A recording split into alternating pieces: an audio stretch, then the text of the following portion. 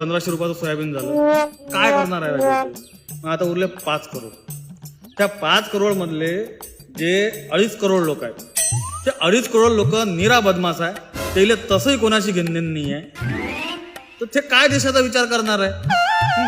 मग आता उरले 2.5 करोड.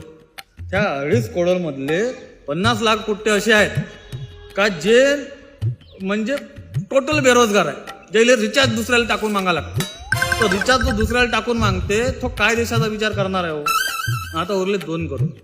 त्या 2 करोड मधले 1 करोड तर निरा नेता लोक आहे, जिल्हा परिषद, ग्रामपंचायत, पंचायत समिती, आमदार, खासदार सगळं पकडून.